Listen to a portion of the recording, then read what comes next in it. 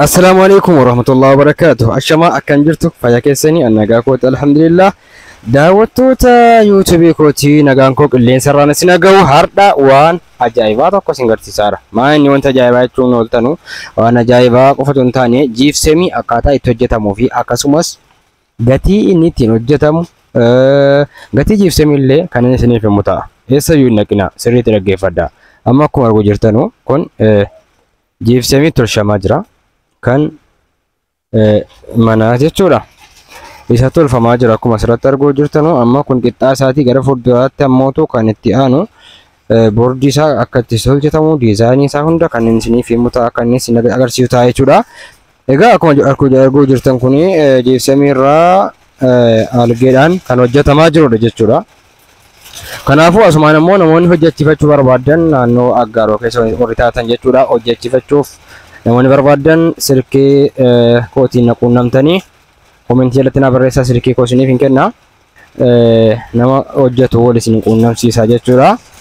Akkasii daawwattoota kanaaf namoonni hojjechiifachuu barbaadanii bifa barbaadaniin diizaayinii isin barbaadaniin jechuudha. Akkuma iskiriinii irratti arguu jirtan kana bifa ajaa'ibaatiin hojjetamaa jira. Biyyi keenya sanatti dhaleeraa mita durii isheetanii isin wallaahi akka ajaa'ibaatti amma koornisii durii madaabaraa ture achi ka'ee pilaastikii ture amma pilaastikiin hafeera kan hojjetamaa jiru amma jiipsemiidha akka biyya arabaatti jechuudha. Dhugaa dubbachuuf biyyi keenya baay'ee tokko sanatti dhalee jira. Birriin jira waaqaala'us birriin jira maashaallah. Kanaaf gaammoo oduu isinitti dheeressu amma akkuma arguu jirtan kun yeroo inni hojjetamu viidiyoo isin waraabe. Kanaaf warri jiipsemii hojjechiifachuu barbaadanii qarshiillee baay'ee nyaatu dhugaas jiipsemiin. Akka eenyu miti akka simintoo miti simintoo baay'ee qaaliidha. Amma isin argaa jirtan kun kiiloo 25 birrii 220 waan akkasiitiin bitamti. Yoo bucuudha jechuudha. Fakkeenyaaf mana tokko kan barbaachisu gara kumtaala 50-60 caalaan barbaachisu mana tokko jiipsemii yookiin shaakii galchuuf waan akkasii kana agattaa malee kana waliin ta'u jechuudha. Kanaafuu warri barbaadan jiipsemii galfachuu warri barbaadan lakkoofsa bilbilaa 938 86 39 WhatsApp naan dubbadha. As naannoo Aggaaroo taatan jechuudha. Waliin isin quunnamsiisa. Kun akkuma arguu jirtanu qixxaa isaati jechuudha. Amma gogaa jira. Booddee diizaayinii akka barbaadametti murameetu walitti gaxaaxamamaa jechuudha. Walitti maal jedhama silaasaa? Walitti sisirreeffama. Afaan Oromootiin maal jedhama silaa? Yoo akkuma arguu jirtan kun gogaa jira amma qixxaa isaati. Diizaayinii isin barbaadden hojjetamuu jammade biyya keenyatti maashaallah.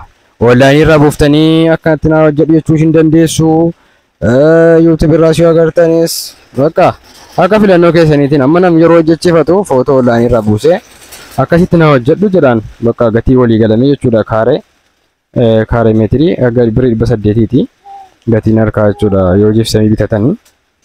Yoo immoo odaa ofii keessanii bitatanii waan isa barbaachisu ofii keessanii dhiyeeffattan hin qannasa jechuudha gatiin sanaa gattaa. Akkasii kabajamtoota daawwattoota kiyya qaali kanaafiyyuu warra barbaadan heloo jechuun dagatinaa kunoo kana fakkaata. Akkasii diizaayinii ajaa'ibaatiin jalqabamee jira jechuudha. Maashaallah baay'ee tokko namatti tola. Akkasii akka filannoo keessaniitiin jechuudha kan hojjetamu. Jiipsemiin baay'ee rakkasaa dhugaa rabbi kiiloo 25 kan isiin jirtu jechuudha. Kiiloo 25 birrii 230 waan akkasiitiin gurguramti. Kana jechuun egaa kuntaalii tokko meeqa ta'a beektu gara birrii 900 wayii ta'a jechuun kuma tokko ta'a jechuudha. Yoo bucuudha baay'ee gatiinsi maashaallah gatiinsi baay'ee gadi bu'aadha. Akkasii kabajamtoota daawwattoota kiyyaa sagantaa biraatiin hanga walitti deebinutti nagaan naaf tura kana fakkaata viidiyoon jechuudha. Keessaan naquunnamuu hin dagatina. Laayik sheer godhaa. Gaafii yoo qabaattan komentii irratti naaf dhiyeessaa viidiyoo biraatiin kan walitti deebinu ta'a jechuudha. Akkasii jiipsemiin haala kanaan kan inni hojjetamu jechuudha. Heloo jedhaa warra barbaadan isiniif hojjetama jechuudha. Akkasii.